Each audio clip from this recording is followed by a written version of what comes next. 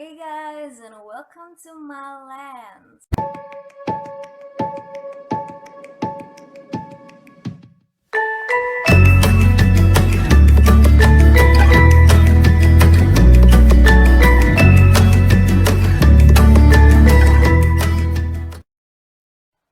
Hari ini aku mau ajakin kalian buat lihat review sebuah buku yang keren banget, yaitu tada! Le Petit Prince or The Little Prince by Antoine de Saint-Exupéry. Dan sebelum kita mulai, jangan lupa like dan subscribe video ini ya.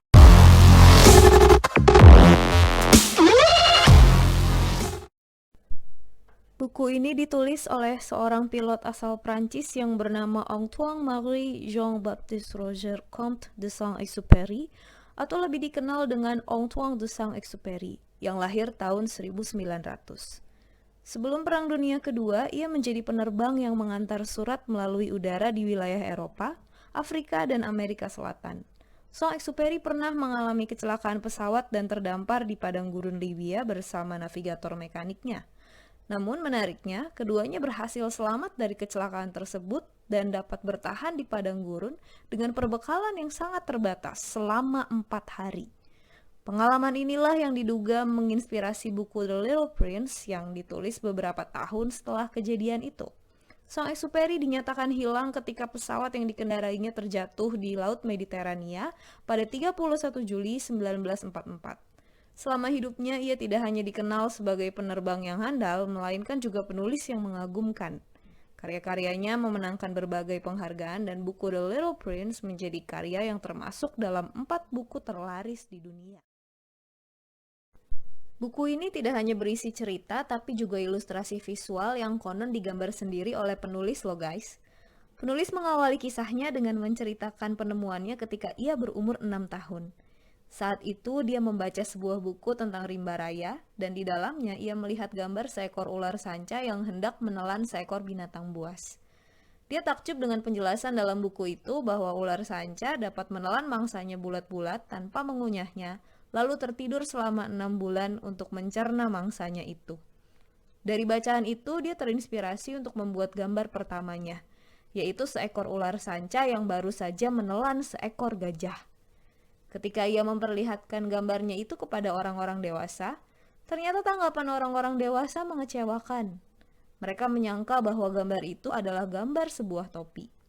Sejak itu dia berpandangan bahwa orang-orang dewasa membosankan, karena mereka selalu butuh penjelasan. Akhirnya dia berhenti menggambar dan memilih cita-cita lain untuk menjadi penerbang. Setelah itu, barulah dia menceritakan pertemuannya dengan pangeran cilik ketika pesawat terbang yang dikendarainya mogok di padang gurun. Tokoh pangeran cilik sepertinya merupakan sosok personifikasi dari penulis sendiri ketika ia masih anak-anak, karena penggambaran tokoh ini begitu polos, lugu, dan sederhana. Pertemuan mereka terjadi ketika pangeran cilik menghampirinya dan memintanya menggambar seekor domba. Setelah bercakap-cakap, ia baru sadar bahwa pangeran cilik ternyata berasal dari planet lain dan ia belum pernah sama sekali melihat domba. Karena pangeran cilik memaksa, penulis pun menggambarkan seekor domba untuknya. Domba pertama yang digambar si penulis menurut pangeran cilik terlalu ringkih. Jadi si penulis menggambar domba yang kedua dengan sepasang tanduk di kepalanya.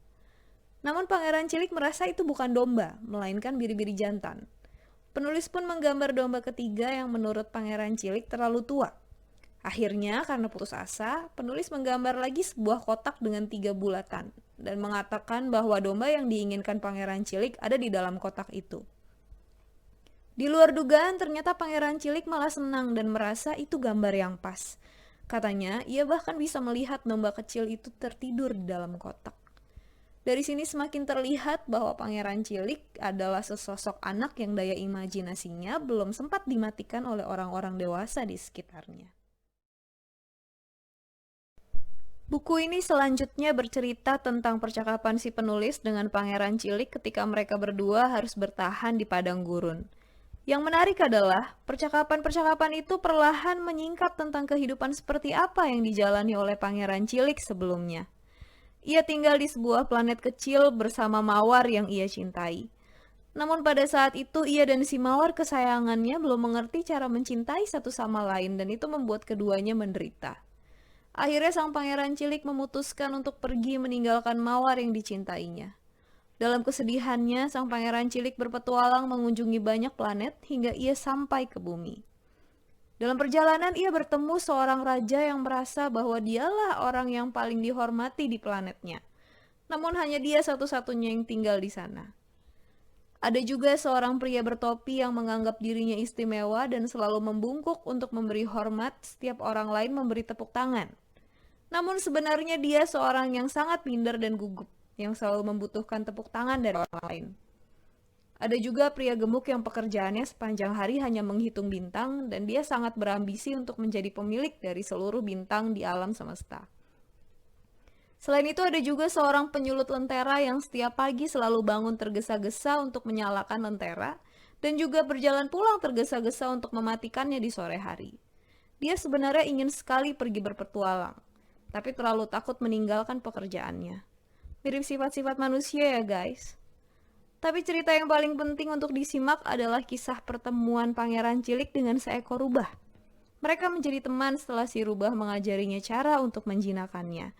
Dan si rubah inilah yang membawa rahasia terdalam bagi pangeran cilik, yang kata-katanya banyak dikutip di quote itu loh guys. It's only with heart we can see clearly. The essential is invisible to the eye. Dan yang gak kalah keren, yang juga adalah favorit gue adalah you become responsible forever for what you have tamed. Buku ini sendiri sebenarnya udah berkali-kali dijadiin film ya guys, diantaranya tahun 1966, 1974, dan yang paling terakhir yang mungkin beberapa dari antara kita sempat nonton juga di bioskop yaitu tahun 2015. Tapi yang 2015 ini udah dikontekstualisasikan dengan kehidupan anak-anak zaman sekarang yang punya banyak tuntutan buat belajar terus, mesti berprestasi, punya masa depan yang mapan, dan sampai akhirnya lupa bermain dan membangun impian tentang mau jadi orang seperti apa mereka di masa depan. Buku ini cukup tipis, hanya 118 halaman. Tapi cerita di dalamnya cukup bikin kita terbengong-bengong sampai akhirnya bacanya bisa berhari-hari juga. Kalau dari tampilannya, buku ini emang seperti buku anak-anak dan ceritanya juga melibatkan tokoh anak-anak, yakni si pangeran kecil itu sendiri. Tapi sebenarnya kalau kita baca ceritanya, buku ini cukup filosofis dan di dalamnya banyak simbol-simbol dan makna tersembunyi yang bikin kita mikir, dan dari cerita-cerita itu kita jadi bisa melihat kehidupan dari sudut pandang lain. Di kata pengantar, si penulis juga tidak hanya menyapa anak-anak, tapi dia katanya mendedikasikan buku ini untuk seorang dewasa yang pernah jadi anak-anak. Oke guys, jadi itu tadi review buku The Little Prince by Antoine de Saint-Exupéry. Namanya susah banget dan gue yakin ini aja sebenarnya gue belum tentu bener ya hafalnya. Karena dia orang Perancis. Anyway, itu tadi bukunya dan gue encourage kalian buat baca buku ini karena buku ini tuh keren banget. Jadi menurut gua buku di dunia ini tuh ada dua macam. Yang pertama itu yang mind blowing, yang bikin lu tuh kayak mikir dan itu tuh keren gitu ya, lu takjub. Tapi ada juga buku-buku tuh yang touching gitu. Yang pas lu baca tuh ya ampun kayaknya perasaan lu tuh tersentuh sekali dan menurut gua buku ini tuh dua-duanya. Dan yang lebih menarik lagi adalah buku ini sangat tipis ya. Kita bisa lihat sama-sama, cuman 118 halaman. Tapi di dalamnya ada banyak banget message yang bisa kita pelajarin. Dan karena ini buku fiksi, jadi take home message-nya tuh juga bisa beda-beda. Dan pembaca kayak dibiarkan untuk memilih sendiri mau belajar apa dari buku ini. Well, karena buku ini udah pernah dijadiin film,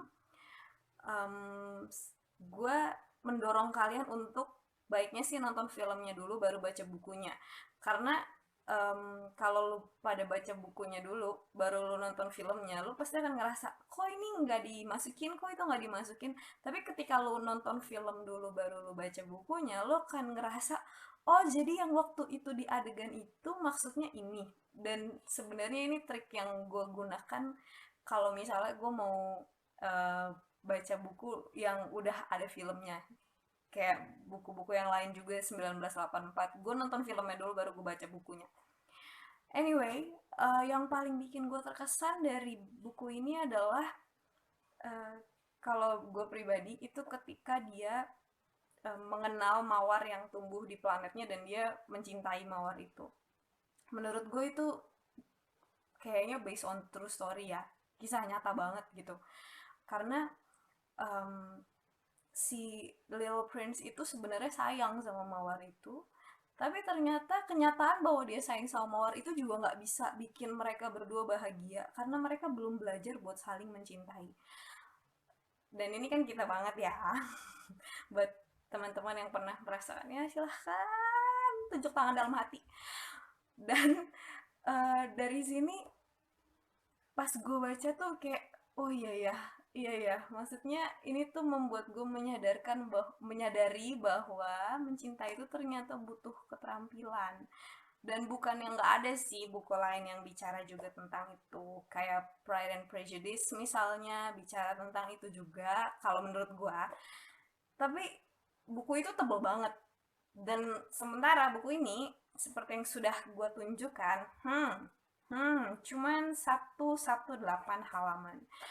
Jadi menurut gue ini penulisnya memang jenius banget. Belum lagi ketika lu baca bagian lain yang memperlihatkan gimana uh, si pangeran cilik ini ketemu dengan tokoh-tokoh lain yang tinggal di planet-planet dan asteroid yang dia lewatin ketika dia mau ke bumi. Itu menyadarkan banget bahwa ternyata ada banyak orang di dunia ini yang mengejar macam-macam hal gitu. Tapi lagi-lagi kalau lu lihat pesan utamanya, what is essential is invisible to the eye. Jadi ada yang ngejar kekuasaan, ada yang ngejar hmm, pengennya punya segala sesuatu gitu. Tapi sebenarnya yang paling esensial itu sesuatu yang nggak kelihatan sama mata, tapi bisa lo rasain di dalam hati. Dan itu bagian itu mengubah hidup gue banget dan gue jadi punya pemaknaan yang baru tentang hidup ini bagaimana. Dan akhirnya uh, ya kalau gue sih gue lebih ngerasa jadi kayak uh, punya titik-titik terang untuk bahagia gitu. Dan kalau misalnya teman-teman pengen punya sudut pandang lain tentang kehidupan, kalian mesti banget baca buku ini, serius, karena buku ini akan memberikan perspektif yang mungkin kalian belum pernah sadari sebelumnya. Jadi gitu ya guys, kurang lebih review buku The Little Prince. Dan kalau misalnya kalian punya request buku-buku untuk gue review lagi, feel free untuk kasih komentar di kolom komen. Actually gue bakal mereview buku sesuai dengan kata hati gue, tapi gue terbuka juga kalau misalnya kalian mau request buku-buku tertentu untuk direview. Dan jangan lupa terus baca dan baca, because reading can change your life. Dan see you in the next video.